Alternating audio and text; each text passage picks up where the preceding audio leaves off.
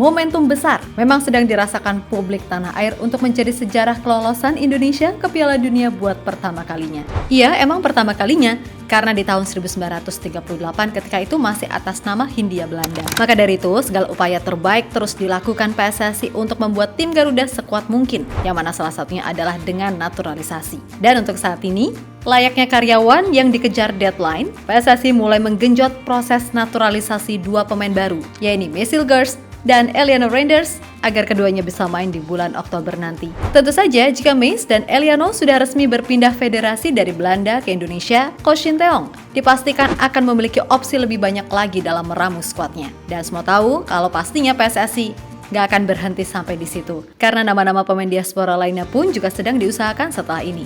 Jelas apabila semuanya bisa terrealisasikan, maka peluang Indonesia buat tembus Piala Dunia makin besar adanya.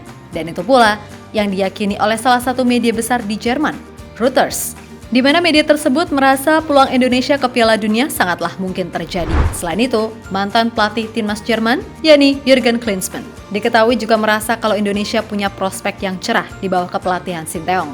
Sesuatu yang pastinya dirasa sangat bagus buat motivasi tambahan agar di round 3 ini para pemain Garuda bisa tampil lebih optimal.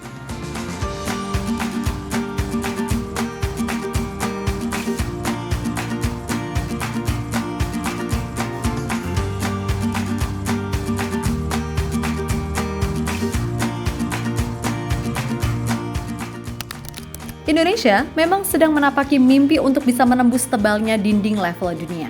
Tentu sebelum mengarah ke sana, lewati dulu tantangan berat di level Asia. Jelas orang waras manapun tahu, kalau kita masih bertumpu pada pemain-pemain yang maaf-maaf nih, hanya berkutat di liga domestik, ya untuk sekarang nggak bakal bisa. Paling enggak butuh waktu yang lama, Pol, buat mencapai ke sana. Loh, realistis aja.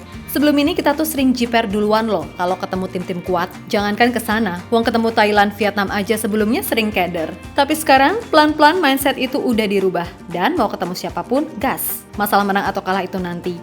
Yang penting fight dulu habis-habisan, kan gitu. Dan terbukti kan, melawan Arab serta Australia yang secara level jauh di atas ditambah mereka adalah langganan Piala Dunia, kita bisa mengimbangi. Dan suka tak suka, faktanya keberadaan pemain diaspora yang pulang membela Indonesia pada akhirnya memampukan mengangkat level tim ini.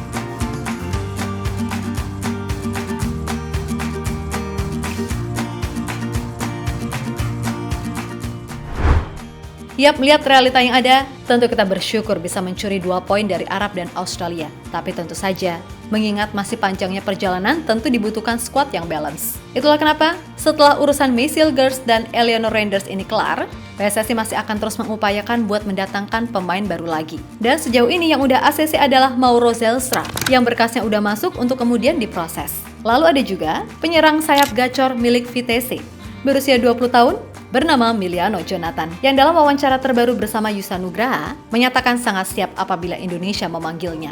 Tentu, ini pemain gak boleh dipandang sebelah mata. Walaupun masih sangat muda, ia termasuk pemain reguler di timnya dengan catatan 28 kali caps. Meskipun Vitesse harus terdegradasi ke Divisi 2 karena hukuman pengurangan 18 poin, tapi musim ini pun Jonathan tetap tampil oke dengan udah mencetak 3 gol dan 1 assist dari 7 penampilan. Intinya, buat stok pemain depan, dengan masuknya 2 pemain tadi yang jelas-jelas fix mau, PSSI hanya tinggal berjuang meyakinkan Ole Romeni sekali lagi agar dia mau membela timnas Indonesia. Gak usah bilang dia sok atau kita ngemis-ngemis. Faktanya, karena sejauh ini, Ole adalah penyerang paling ideal yang kita butuhkan. Dan perihal pertimbangan yang dia lakukan, itu wajar karena urusan pindah negara jelas bukan soal sepak bola semata, kan gitu.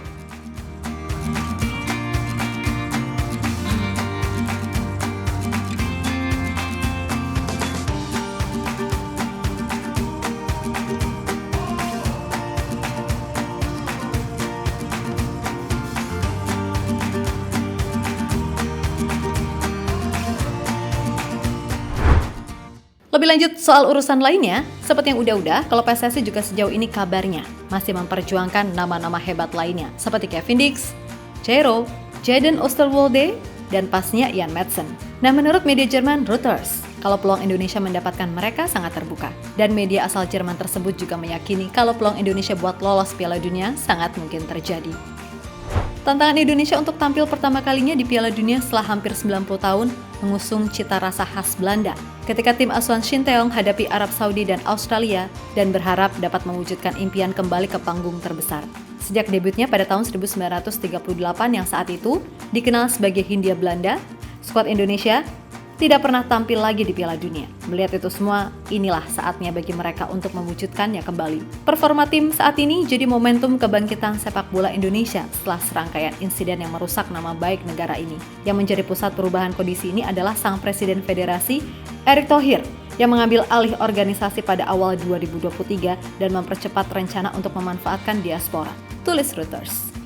Di sisi lain, mantan pelatih Jerman, Jurgen Klinsmann, diketahui juga merasa kagum sekaligus yakin dengan progres timnas Indonesia di bawah kepelatihan Shin Tae-yong. Selain itu, Klinsmann juga mengaku sebelum ini kurang begitu memperhatikan perkembangan Indonesia. Tapi berkat adanya Martin Paes yang namanya melambung di MLS berkat aksi-aksi luar biasanya, Klinsmann jadi mulai tertarik untuk mengikuti perkembangan tim Garuda. Saya menyaksikan Paes bermain di MLS. Dan ia telah menunjukkan kualitasnya. Dia sudah diterima dengan baik di Amerika Serikat dan performanya di lapangan sangat solid. Ini adalah kabar baik bagi timnas Indonesia yang sekarang memiliki penjaga gawang berpengalaman sekelas dirinya. Tentu saja, melihat bagaimana Shin Tae-yong melatih dengan karakteristiknya yang luar biasa, serta penampilan hebat Paes di MLS, saya optimis timnas Indonesia berada di jalur yang benar untuk meraih sukses. Saya doakan keberuntungan untuk seluruh tim dan masyarakat Indonesia. Ucap mantan pelatih timnas Korea Selatan tersebut.